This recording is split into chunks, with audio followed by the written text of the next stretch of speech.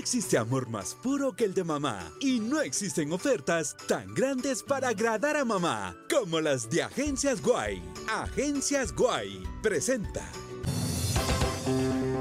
Igualmente lamento la falta de veracidad en las diversas declaraciones que ella ha dado.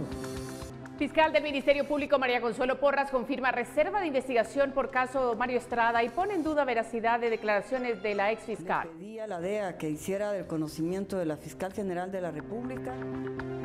Desde El Salvador, Telma Aldana afirma que volverá a Guatemala cuando tenga garantías de seguridad. También habló sobre los procesos judiciales en su contra y las complicaciones de su candidatura. Luego de conocerse una orden de captura en Miami, Florida, contra Roberto Arzú, presidenciable de la coalición PAN-Podemos, magistrados del Tribunal Supremo Electoral analizan candidatura.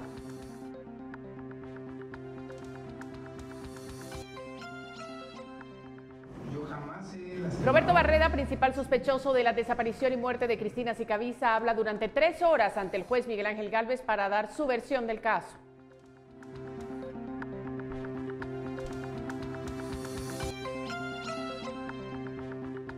Más de 10.000 personas, en su mayoría jóvenes, participan en Feria de Empleo organizada por el Ministerio de Trabajo. Al menos 100 empresas de varios sectores recibieron papelería. Fin de las comisiones de postulación, cierre de la Contraloría General de Cuentas para crear una entidad nueva porque ya no sirve.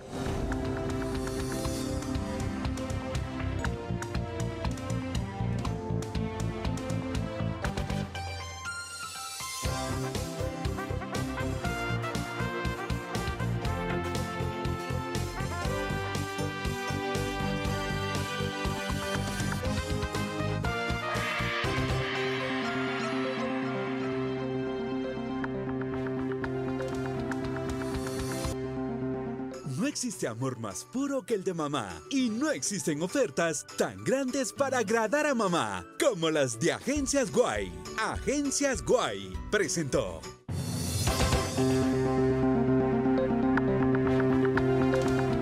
Buenas noches, bienvenidos a esta tercera emisión de Noticiero Guatevisión. Estamos desde la ciudad capital de Guatemala transmitiendo para usted este jueves 25 de abril. Gracias por su sintonía. Soy María Luisa Gómez. Vamos a las noticias. Siéntete bien en Farmacias Cruz Verde. Buen servicio no cuesta más. Y así iniciamos esta noche. La fiscal general ofreció una conferencia de prensa y contradice a Telma Aldana en relación a la lista de personas con amenazas de muerte. Además, la reta a que enfrente a la justicia. En una conferencia de prensa, la fiscal general Consuelo Porras aseguró que Telma Aldana no figura entre los nombres de los candidatos amenazados que le proporcionó la DEA en una reunión en marzo. Dijo que solo recibió 2 nombres a quienes se les brindó protección. El Ministerio Público procedió inmediatamente a brindar protección conforme a la ley. Sin embargo, ninguna de las personas mencionadas en dicha reunión de trabajo coincide con la señora Aldana Hernández. Porras aprovechó la conferencia para asegurar que las declaraciones de Aldana a CNN y Prensa Libre carecen de veracidad y pidió a la ex fiscal general que regrese al país a enfrentar la justicia.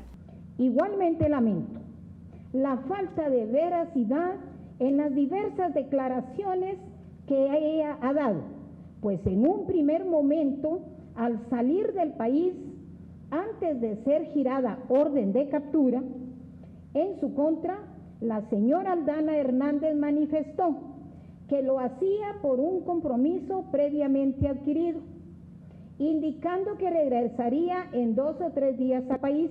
Es importante indicar que se hace necesario que la señora Aldana Hernández comparezca personalmente ante el órgano jurisdiccional competente que ha girado orden de captura en su contra a dilucidar su situación jurídica.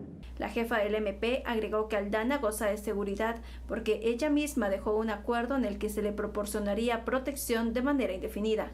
Ella goza de seguridad para su persona a través del apoyo de 28 agentes de seguridad, 5 vehículos, de los cuales 3 son blindados, todos con combustible por tiempo indefinido y cuota ilimitada.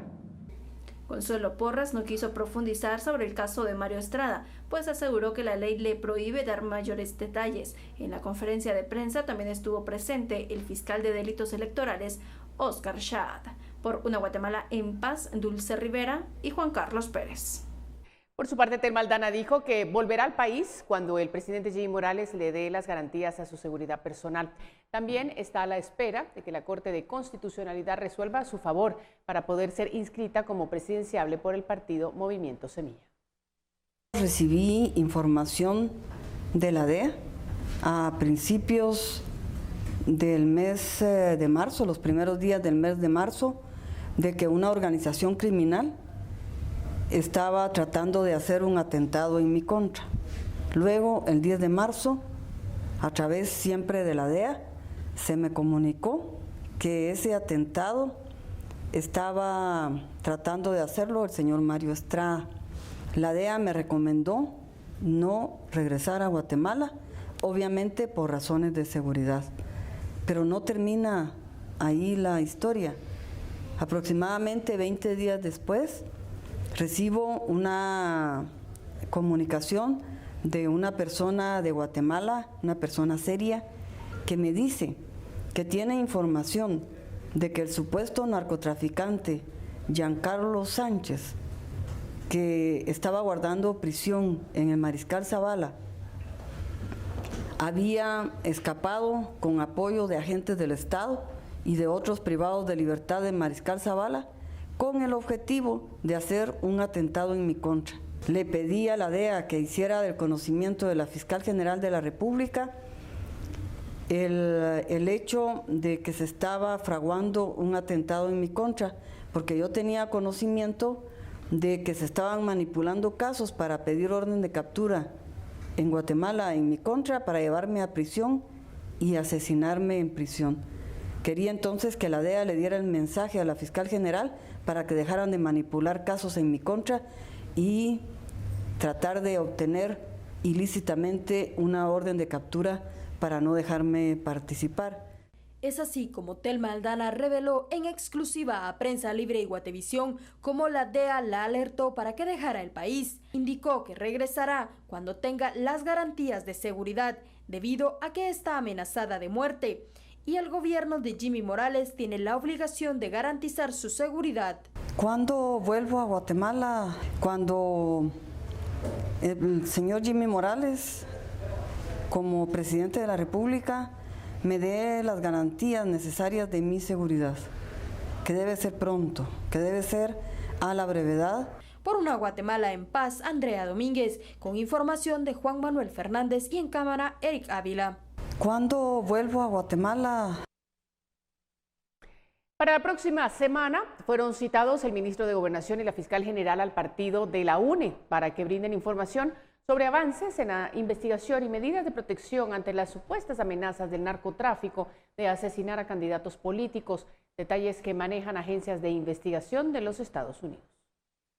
La fiscal general y la canciller no se presentaron a la bancada del partido UNE para brindar informes ante los cuestionamientos de los diputados por los supuestos planes de asesinato en contra de candidatos a la presidencia que estaba organizando Mario Estrada, candidato de la UCN, detalles que fueron revelados por autoridades de la DEA. Los diputados de la UNE emplazaron al Ministerio de Relaciones Exteriores para que solicite información al gobierno de los Estados Unidos sobre estos planes de asesinato. Con todo respeto, sin demeritar la profesión, pero no es el jardinero de su casa.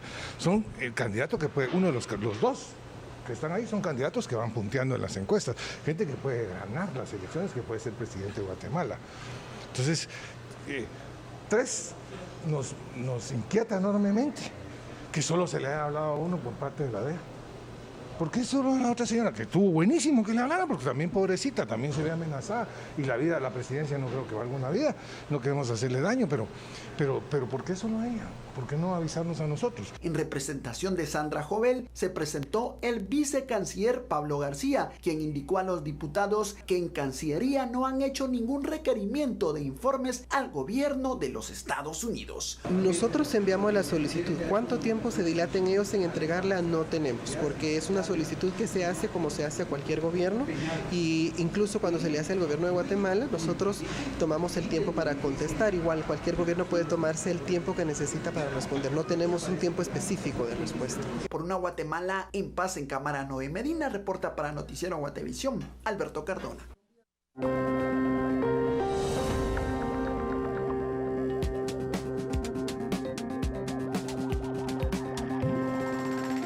El Tribunal Supremo Electoral analiza candidatura de Roberto Arzú, este y otros temas electorales luego de la pausa.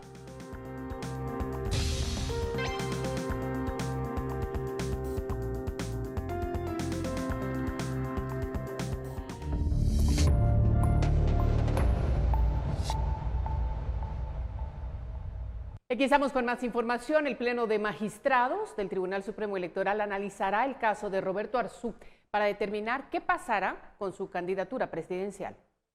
Una corte de Miami giró una orden de captura en contra del candidato a la presidencia por la coalición PAN Podemos, Roberto Arzú. Según el presidente del Tribunal Supremo Electoral, Julio Solórzano, será el Pleno el que determine qué procede, ya que deben analizar el caso. Ya tomamos la decisión en cuanto a la participación del candidato, del binomio presidencial de esa organización política. En este nuevo es un hecho que se ha dicho, pero esto no solo tenemos que analizarlo, no se puede tomar una decisión, ningún magistrado puede definir qué resolución va a tomar el Pleno de Magistrados. Pero sí empezarán a analizar, digamos, qué podrían decidir el caso de Roberto Arzú. Como le digo, en primer lugar veremos si se somete a discusión ese punto, pero lo tendremos que discutir los magistrados el día de la sesión. Solórzano aseguró que los casos judiciales en contra de candidatos son ajenos al TSE, pero según la situación de cada uno es como se decide. Realmente esos son hechos ajenos a la organización electoral, son hechos que están dentro de una conducta antijurídica y eso escapa del criterio de la voluntad del tribunal. Por supuesto, el tribunal en ningún momento quisiera que se dieran casos como estos, pero existen y son sometidos a criterio dentro del material, dentro del mundo electoral que lo tenemos que resolver. El TSE revocó la candidatura de Mario Estrada al ser capturado en Estados Unidos por cargos de narcotráfico, mientras Arzú tiene una orden de captura por una deuda millonaria. Por una Guatemala en paz, Dulce Rivera y Luisa Che. Y los partidos políticos deben reportar todos los gastos que tengan durante la campaña y las 36 horas antes del día de las elecciones. Pero ¿cómo deben hacerlo? Esta es la respuesta que dio el Tribunal Supremo Electoral. Durante la reunión de fiscales con magistrados del TSE, representantes de los partidos políticos solicitaron que los gastos en que incurren 36 horas antes de las elecciones, es decir, del 14 de junio a mediodía al 16 de junio, sean tomados como gastos permanentes y no de campaña electoral. Nos resolvieran por escrito y que pudieran considerar de que el día de se tomen los gastos como gastos de funcionamiento y no como gastos de campaña electoral. Que los gastos del día de no pasan como campaña, sino como gastos ordinarios. Los gastos de campaña y los gastos del día de, con respecto a bajo el criterio de las 36 horas antes de la elección, no se puede hacer campaña. Obviamente eso, si uno lo lee sin necesidad de tener una consulta jurídica, a una simple lectura, se puede comprender perfectamente que si no se puede hacer campaña, por lo tanto todos los gastos que se hagan ahí no serán incluidos como gastos de campaña. Los fiscales de los partidos políticos que participan en las juntas receptoras de voto, pues ahí se incurre en algún gasto en darles alimentación, algún tipo de apoyo, y nosotros igual solicitamos que estos gastos no se incluyan en gastos de propaganda, sino que funcionen como gastos valga la redundancia del término, gastos de funcionamiento. El criterio de la unidad de fiscalización es que los gastos del día de, como se le ha denominado, no estén dentro de los gastos de campaña, aunque sí deberán reportarlos en sus informes financieros. La propia ley ahora establece etapas para el proceso electoral y la segunda etapa corresponde a la campaña electoral por sí misma. Es prohibida la campaña a partir de las 36 horas antes del día de las votaciones. En este sentido y técnicamente el gasto va en función de la actividad. Es que la actividad por sí mismo, las reformas ya lo establece así, o sea, es una actividad del partido que por su naturaleza tiene que cumplir. Lo que ellos se deben de sujetar son a las normas de transparencia y las normas de rendición de cuentas. Necesitamos conocer quién pagó y cuánto pagó. En las 36 horas previas a la elección, los partidos políticos no podrán realizar campaña electoral, únicamente actividades propias del partido. Por una Guatemala en paz, Dulce Rivera y Luisa Che. Siempre hablando de elecciones, 63,000 guatemaltecos podrán votar en las elecciones desde el extranjero. Ellos forman parte del padrón electoral que fue entregado este jueves. De manera simbólica, el jefe del Departamento de Inscripción de Ciudadanos entregó el padrón electoral al Pleno de Magistrados, así como una copia a cada partido político. Dentro del padrón, que lo integran 8.1 millones de guatemaltecos, se encuentran 63.267 que podrán votar desde el extranjero. 22.802 se encuentran en Los Ángeles, 14.310 en Silver Spring, 15.638 en Nueva York y 10.517 en Houston. La jefa de la unidad del voto en el extranjero explicó que la votación se realizará el mismo día en Guatemala, en horario de 8 a 18 horas, y los resultados se transmitirán en tiempo real. Se va a tener en tiempo real, desde luego, conforme se vayan teniendo los resultados de cada una de las juntas receptoras de votos, y el sistema de transmisión de resultados ya está en pleno desarrollo. Está a cargo de la unidad especializada sobre el voto en el extranjero, pero desde luego que cumple con todas las condiciones que ha especificado el Departamento de Informática. En Estados Unidos, 66 ciudadanos se han acercado para integrar las juntas receptoras de voto, mientras los centros de votación están por definirse, ya que no todos los consulados tienen el espacio suficiente para el evento. En Guatemala se habilitarán 21.098 juntas receptoras de voto. Por una Guatemala en paz, Dulce Rivera y Luisa Che.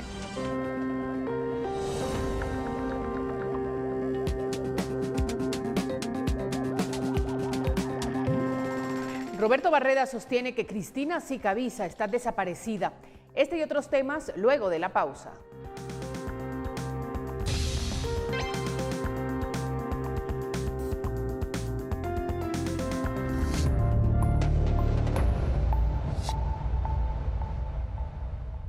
Gracias por continuar con nosotros. Roberto Barreda se defendió frente al juez de mayor riesgo y dio su versión sobre la desaparición de su esposa, Cristina Sicavisa. Yo jamás he lastimado ni a mis hijos, ni a Cristina. Roberto Barreda declaró durante 3 horas frente al juez de mayor riesgo Miguel Ángel Gálvez. Su relato inició desde el día que Cristina desapareció. Barreda dijo que se fue con sus hijos para México para protegerlos y porque quería estar un tiempo fuera hasta que su esposa apareciera. Soy inocente, nunca les he hecho daño ni a mis hijos ni a mi esposa. Si yo tomé la decisión de llevármelos a México, fue porque la fundación, en conspiración con mi papá, porque él lo sabía, y él sabía que quitarlos iba a ser un gran problema. Aseguró que cuando fue capturado en Mérida y enviado al preventivo, las autoridades de gobernación lo interrogaron de forma ilegal sobre Cristina. Les dijo que no tenía ninguna razón para mentirles, si ya lo había perdido todo. Perdí a mi esposa, perdí a mis hijos, perdí todo lo que yo tenía, todo. ¿Por qué no les voy a decir la verdad? Ya se los hubiera hecho. Sí, ¿qué más puedo perder? Si ya estaba en riesgo. Pero ¿qué quieren que les diga si no sé nada?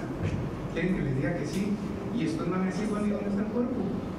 No tengo ni la más mínima idea de nada de eso. Dijo que la Fiscalía Especial creada para el caso Sicavisa en 8 años no logró investigar, aunque hubo una intención para buscarla viva.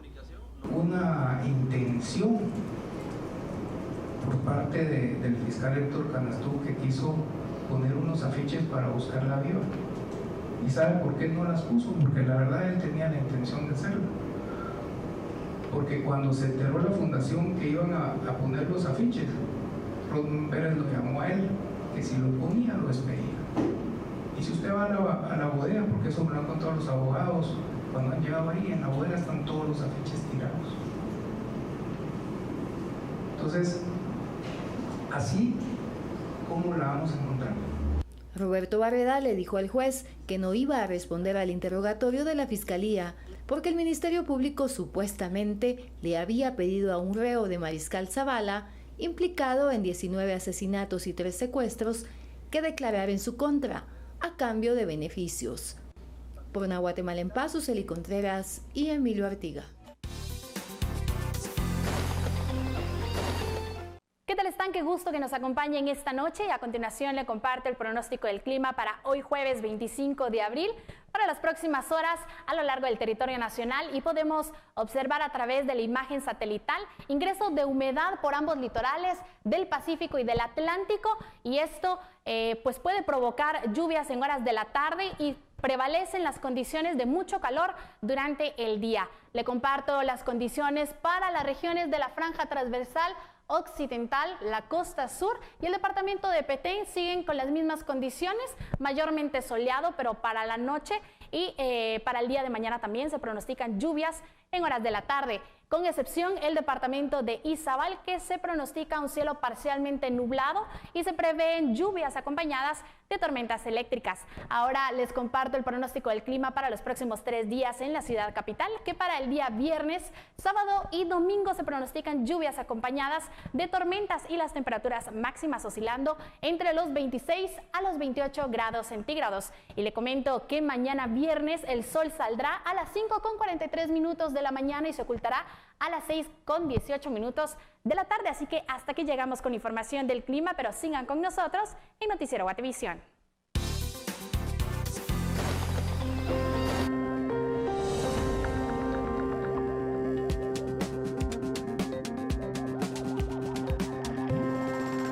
Organizaciones de mujeres muestran preocupación por recientes crímenes.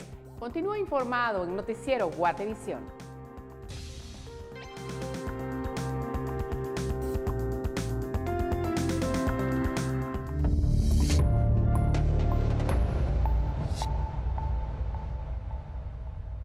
Continuamos con más noticias. Autoridades investigan a los responsables de los crímenes contra mujeres, mientras que la Procuraduría de los Derechos Humanos manifiesta su preocupación por estos hechos. Las autoridades de la Policía Nacional Civil investigan una supuesta banda de sicarios responsables de una serie de hechos criminales en contra de mujeres que han sido localizadas con señales de tortura y asesinadas. Las fuerzas del orden afirman que manejan datos importantes que podrían brindar información de estos grupos dedicados al sicariato en contra de mujeres que han sido localizadas en la capital y en varios departamentos. Las autoridades de la Procuraduría de los Derechos Humanos manejan también informes de denuncias de mujeres que están denunciando posibles ataques que van desde venganzas, extorsiones y temas de la diversidad sexual. Es alarmante, desafortunadamente, el índice de la violencia contra las mujeres con un mensaje de odio que no es usual, lo cual demuestra una incapacidad, indiferencia por parte de las autoridades de gobierno. Hay un irrespeto a la dignidad de las mujeres. También han habido crímenes contra personas lesbianas, por ejemplo, que no se respeta la diversidad sexual. Tenemos que aprender que todos somos libres, iguales, y no hay ninguna razón para que justifique estos hechos tan bochornosos que se están dando en nuestro país. Dentro de los registros que manejan también los grupos de investigadores, destaca que la mayoría de mujeres que han sido asesinadas este año han sido atacadas con arma de fuego en áreas catalogadas como rojas. Por una Guatemala en paz en cámara, Noé Medina reporta para Noticiero Guatevisión, Alberto Cardona. Lo invitamos a que se quede con nosotros porque aún hay más.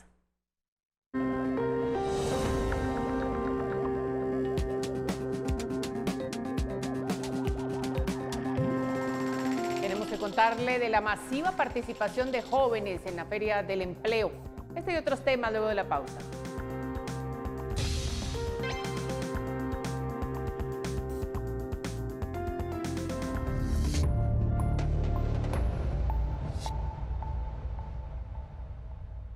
El Ministerio de Trabajo realizó la tercera Feria de Empleo en el país en lo que va del año.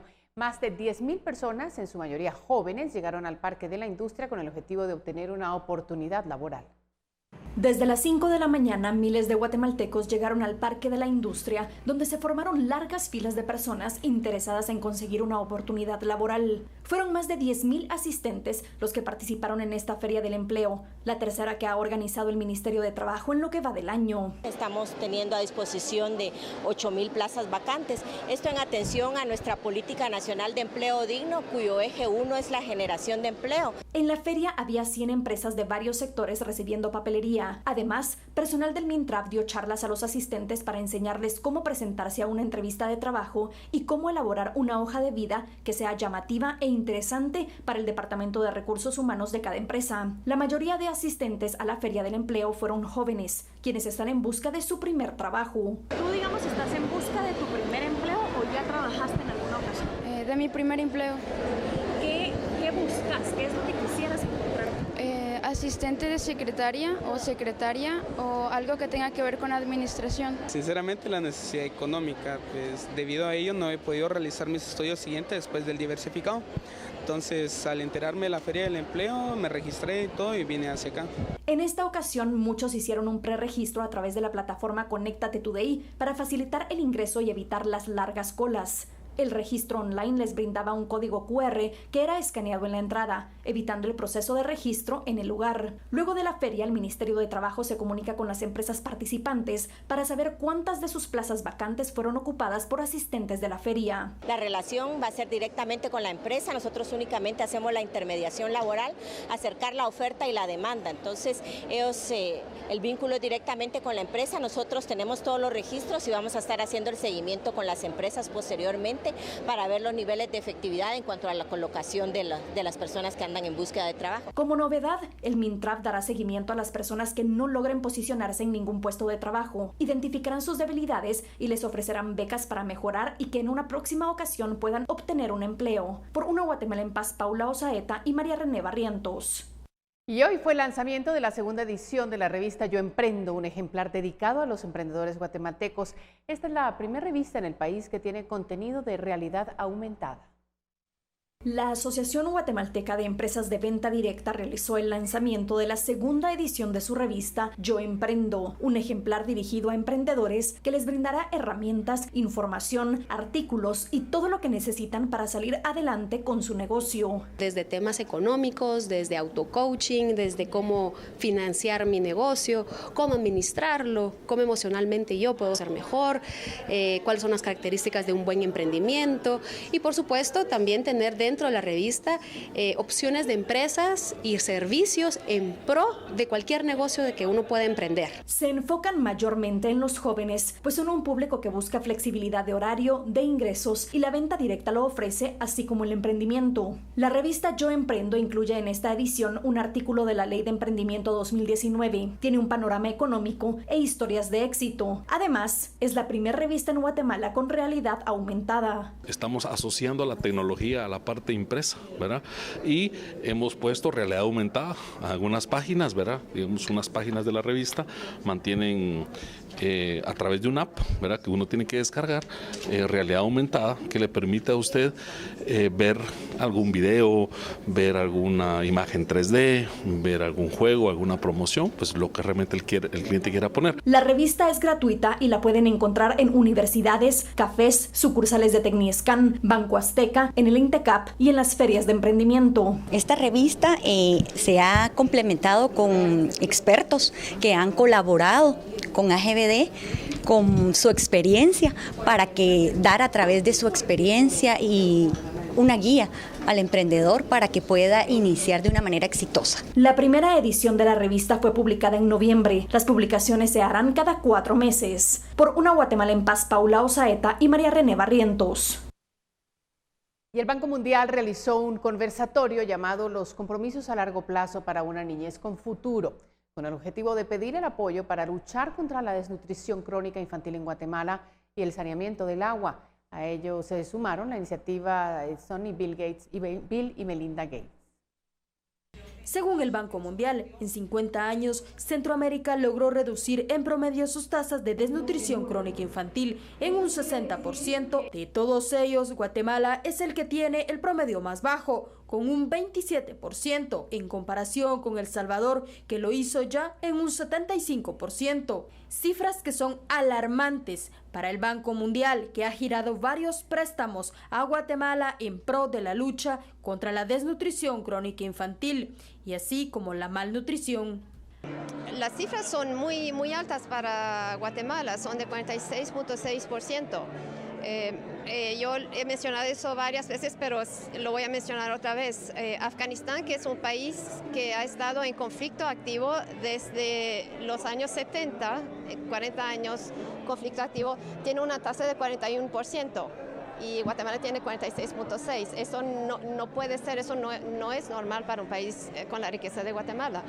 Entonces sí es necesario que todos se involucren y porque además hay departamentos que tienen 70, 80, 60% de desnutrición crónica infantil. El departamento de Guatemala mismo aquí tenemos 26%. A ello se suman los pocos avances que ha hecho el país en materia de agua y saneamiento. Por ello, y ante la presencia de 14 candidatos a la presidencia y vicepresidencia, diputados, así como la sociedad civil y empresas privadas, los representantes del Banco Mundial pidieron definir una ruta para mejorar los índices negativos del país, que nos ponen por debajo de países africanos. Bueno, hay tres, diría yo. Uno en la parte institucional. El sector de agua y saneamiento por el momento es un sector huérfano que no tiene una cabeza de sector. Han habido muchos intentos de una ley de agua y saneamiento. Hay iniciativas y eso se debería de avanzar y poner en práctica muchas de las cosas que ya se han plasmado. Y eso acompañarlo también con asegurar alcanzar seguridad hídrica. No solamente es construir plantas de tratamiento y plantas de tratamiento de aguas residuales, sino también proteger las fuentes que abastecen a esas poblaciones, ¿no? Tener un programa mucho más integrado. Por una Guatemala en paz, Andrea Domínguez, y en cámara, Oscar Rivas y Juan Carlos Pérez.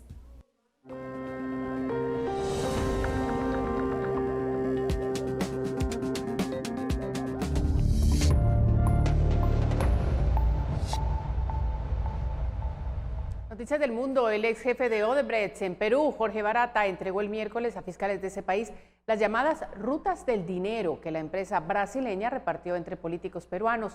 Entrega rutas del dinero, eso es lo que vamos a ver ahora. El ex jefe de Odebrecht en Perú, Jorge Barata, entregó el miércoles a fiscales de ese país las llamadas rutas del dinero que la empresa brasileña repartió entre políticos peruanos. El escándalo de corrupción salpica al expresidente Alan García, quien se suicidó antes de ser detenido la semana pasada en el marco de la investigación de este caso. Yo no puedo dar respuestas específicas, pero sí ha respondido todas las preguntas que han sido formuladas respecto a la ruta del dinero, y lo que puedo manifestar claramente es que las hipótesis de investigación del Ministerio Público se vienen comprobando. El fiscal Rafael Vela no dio detalles sobre las llamadas rutas del dinero, pero el influyente portal peruano IDL Reporteros indicó que Barata ratificó que Odebrecht pagó más de $4 millones a Luis Nava, con el fin de asegurarse obras públicas. Nava era secretario del expresidente Alan García en su segundo mandato, entre 2006 y 2011. La Fiscalía peruana sospecha que el destinatario final del dinero era García, versión que el exmandatario siempre negó. El señor Barata ha señalado que sí, efectivamente se han pagado comisiones a algunas personas que tendrán que deslindar lo que se ha hecho.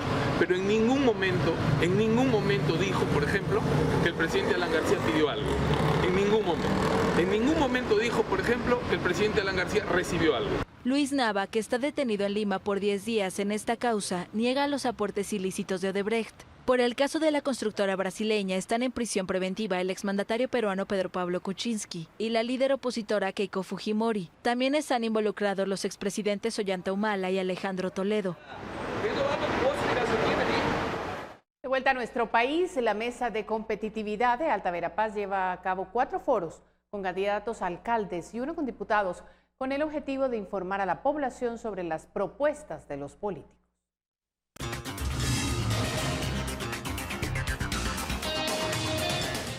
El director ejecutivo de Fundesa expresó que invitaron a los candidatos a diputados y alcaldes que están registrados en la página web del Tribunal Supremo Electoral, de los cuales asistieron 9 candidatos a diputados y 8 a alcaldes. En donde los candidatos han podido presentar sus planes de trabajo, creo que ha habido respeto entre los propios candidatos y eso hay que valorarlo también.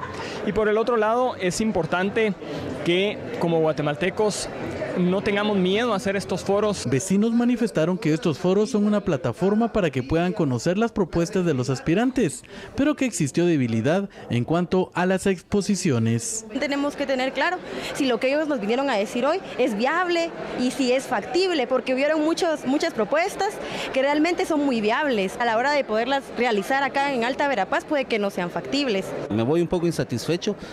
Voy contento porque hay organizaciones que hacen convocatorias para que se le dé la oportunidad a los candidatos de expresar sus planes de trabajo. Los candidatos a diputados vinieron, hicieron propuestas muy amplias, propuestas muy generales. Uno de los vecinos cuestionó a los candidatos de Cobán sobre la problemática y desorden que existe en el mercado de la terminal y los inconvenientes que provoca a los pobladores, pero no obtuvo respuesta, ya que los organizadores indicaron que ya no había tiempo.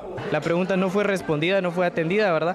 Pero esperamos de que de alguna manera quien pueda llegar al poder le tome la importancia del caso a todas estas problemáticas latentes en Cobán. El último foro será en San Pedro Carchá el día de mañana. Por una Guatemala en paz, informó Eduardo Samchung desde Alta Verapaz. Y los osos más famosos de Alemania ya se encuentran en la antigua Guatemala. La ciudad colonial es la primera en Centroamérica en recibir esta colección de arte que trae un mensaje de tolerancia. El mensaje de unión, amistad, cooperación y tolerancia llegó a Guatemala a través de la exposición más grande de osos de Alemania. Se trata de 144 osos, cada uno de ellos representantes a un país. La exposición United Body Bears ya se encuentra en el Parque Central de la antigua Guatemala. Es una exposición colorida, simpática, atrae mucha gente, pero también el mensaje es lo más importante de tolerancia, de unión, de unidad y de estar mano a mano luchando para la paz y para un futuro mejor. Entonces esto es el mensaje que queremos también traer a Guatemala para ahora en las épocas electorales. Creo que es algo muy importante. El momento para la exposición es excelente, 25 de abril hasta el 12 de mayo aquí y después al 17 de mayo hasta el 2 de junio, que son 2 semanas antes de las elecciones en Guatemala. Entonces creo que no hubiese habido mejor momento para eso. El oso alemán es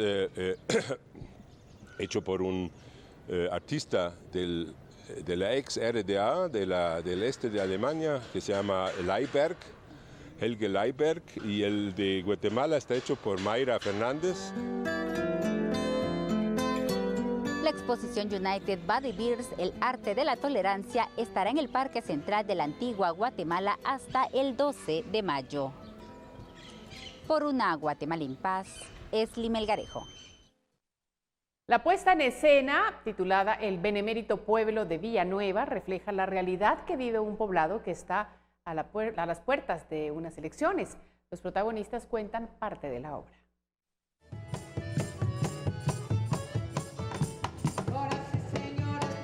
Hablar del benemérito pueblo de Villabuena es hablar de un clásico de nuestro país. ¿Qué podemos compartir con nuestro público?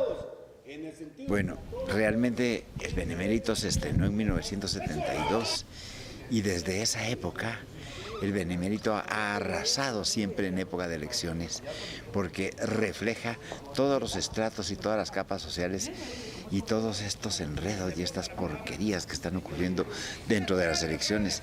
Parece que cada elección que viene es peor. Es algo que cada vez estamos como más sorprendidos.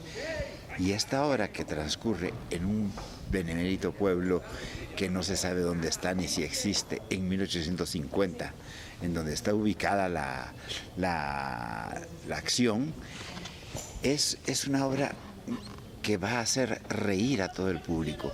Tengo que ver el benemérito pueblo de Villabuena como guatemalteco, como guatemalteca.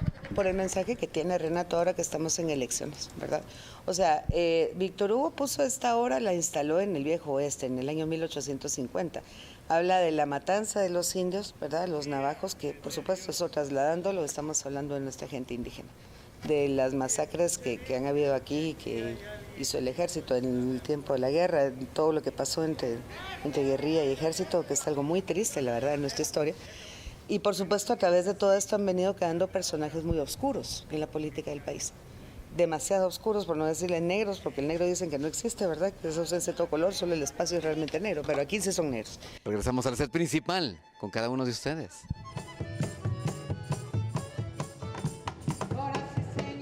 Así llegamos al final de esta emisión agradeciendo su sintonía y por supuesto invitándolo a que nos acompañe también el día de mañana. Nosotros lo dejamos siempre en la señal de Guatevisión porque llega Sin Filtro Electoral esta noche el presidenciable del Partido Libre presentando sus planes de trabajo.